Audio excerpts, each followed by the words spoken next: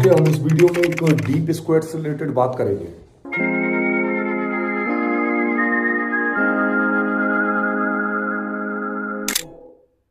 पेट को एकदम टाइट करके रखो। लाइक एक जो कैन होती है ना भरी, उस टाइप से ये जो बेल्ट हर बार ना लगाने का बोला ना मैंने, इसलिए अब इसके बारे में बात कर लेते हैं। मुझे बस इसमें ये अच्छा लगता है कि जो आपने देखा इधर से कर्व हो चुका है, इसमें एक और बात को आप अच्छे से समझिए। जैसे ओके, इस वीडियो में मैं आपको बताने जा रहा हूँ एक स्क्वाट से रिलेटेड जो प्रॉब्लम होती है, डेप्थ नहीं जा पाते, मतलब जो डेप्थ होती है वो नहीं पकड़ पाते। टू द पॉइंट बता दे रहा हूँ, जो पाँव का प्रेशर है वो ज़्यादा से ज़्यादा बढ़ा के रखना है आपके जमीन पे। मैटर क्या होता है, जब आप नीचे जाते हो ना तो कमर की दम से जाते हो नीचे, ठीक है। इसकी वजह से क्या होता है, जो लेग्स पर प्रेशर आना चाहिए वो नहीं आती, और उठते टाइम आपके लंबर स्पाइन में प्रॉब्लम आती है, ठीक है। वही नहीं आएगी, बस आप प्रेशर बढ़ाते हुए नीचे बैठो। अब इसमें एक और बात को आप अच्छे से समझिए। जैसे कि मैंने बोला ना ओवर प्रेशर के बारे में, जैसे कि मैंने बोला ना कि आपको लेग से प्रेशर ज्यादा देना है, मतलब जो आपके पंजे हैं उधर से, वो सब तो ठीक है। साथ में आपको वल्सलवा मैन्यूअर टेक्निक का भी ध्यान रखना है।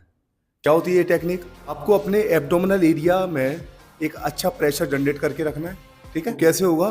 गहरी सांस भर के, ओके, और इधर से आपको लॉक कर देना है। ऐसे गॉटिस नाम का छोटा सा पार्ट होता है, तो ऐसे बोल लो आप, वाहिकंठ टाइप का, हिंदी में बोल रहा हूं मैं आपसे, ओके। उस प्रेशर को इधर से करके रख देना लॉक। जब आप नीचे की साइड बैठ रहे हो कुछ इस तरीके से, और बस पाँव का प्रेशर बढ़ाओ, ये और लगाओ और लगाओ और लगाओ, ये फिर देन वही आपकी ब्रीथ नॉर्मल कर देना है। फिर वही रेपिटेशंस को आपको फॉलो करना है। ये हो गई आपकी इस टेक्निक की बात।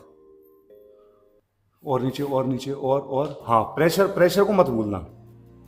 हाँ, ये अब इसमें एक और गलती हो रही है, थोड़ी सी जो घुटने आगे की साइड और बाइट की साइड करो।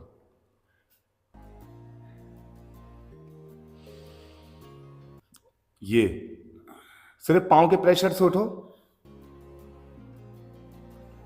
ये बस तीनों को ही रख दो, काफी है, वेट बढ़ाओ। अब यहां पर मैं आपको एक और बात बताना चाहता हूं। मैटर क्या होता है, यहां पर बहुत से लोग बोलेंगे कि जो बॉडी का स्ट्रक्चर है, ठीक है, हिप जॉइंट है और आपके नी जॉइंट है, वो अलाउ नहीं करते हैं। अब अलाउ के लिए क्या करोगे आप? स्ट्रेचिंग कर लो, ठीक है, सही, वो स्ट्रेचिंग वगैरह हो जाएगी, कोई बात नहीं है। लेकिन एक बात का ध्यान रखना है, कई बार आप खुद उस चीज को नजरअंदाज कर रहे होते हो कि डेप्थ नहीं जा पा रहे हो, समझ रहे हो, बल्कि आप उसे डेप्थ जा पाते हो, ठीक है। सो कोशिश यही करना है कि ये जो मैंने मेथड बताया ना वो यूज कर लिया, और यूज करने के साथ साथ आपको अगर ये चीज सूट हो रही है तो आप बिल्कुल करिए। अगर नहीं हो पा रही उसके बाद फिर भी तो कोई बात नहीं, बट मेरे हिसाब से जहां तक है हो जानी चाहिए। क्योंकि आप बहुत से लोग ये भी सोच रहे होंगे ना कि जिनके लॉन्ग टेंडेंस रहते हैं वो ज्यादा डेप्थ नहीं पकड़ पाते हैं। एक बार कोशिश करके देख लेना, क्योंकि लॉन्ग टेंडेंस में भी अगर आपकी मसल वैली ज्यादा से ज्यादा बढ़ जाती है तो उसकी स्ट्रेंथ की वजह से आप डेप्थ अच्छी कवर कर पाओगे। मुझे जहां तक लगता है, मैं ये नहीं कह रहा हूं कि मैं सही हो सकता हूं, लेकिन मैं ये भी नहीं कह रहा हूं कि मैं गलत भी हो सकता हूं। इसलिए अगर इसको और अच्छे से समझना है तो मैं चाहता हूं थोड़ा प्रैक्टिकल आप करके चलना।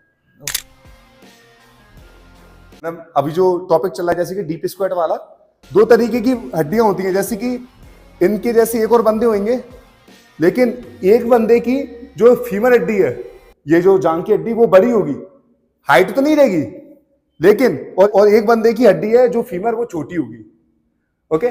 तो फीमर छोटी वाली हड्डी वाला वो आगे बैठ जाएगा आराम से, लेकिन लंबी हड्डी वाला नहीं बैठ पाएगा। और उसका सॉल्यूशन दो है। अगर मसल बिल्डिंग करना है तो यहां पर एक वो लगा लें, एक सपोर्टर होता है, एंकल कुछ इस तरीके का होता है, वो ऐसे उठाना जरा, ये इस तरीके से, ये ओके। फिर देन ये स्क्वाट लगाएंगे तो आसानी से लगा पाएंगे उस सपोर्ट की वजह से। पहला हो गया। दूसरा, अब जिन लोगों को मान के चलो पावर लिफ्टिंग में, तो वो वहां पर ये जो मैंने सपोर्ट बताया था उसका तो यूज कर नहीं सकते, तो उनको क्या करना है, स्टांस बढ़ा लेना है। स्टांस बढ़ाओ और बढ़ाओ, ये ज्यादा नहीं, बस ये लॉन्ग फीमर वालों के लिए। अब जब ये बैठेंगे ना तो डेप्थ भी कवर कर पाएंगे और देन अपने स्क्वाट भी वो पास कर लेंगे। That's it. करके दिखाओ जरा। ये अब उठाओ पाँव का प्रेशर लगाते हुए, ये। अब मेरे पास अभी कोई बंदा नहीं है जिसकी लॉन्ग फीमर है। एक्चुअली मेरा एक दोस्त है त्रिपाठी, उसकी लॉन्ग फीमर है। मैं यहाँ पर अभी उसका शानदार स्क्वाट करके एग्जांपल करके मैं आपको दिखाता हूँ। फिर भी आप समझ लेना, मैं अपने एडिटर से एक अच्छे से समझा दूंगा, स्क्रीन पर आपको सभी फोटोज को बता के एक चीजों को रिलेट कर पाए। ओके, चलो रख दो। अब हम बात करेंगे हमारे बेल्ट्स के बारे में।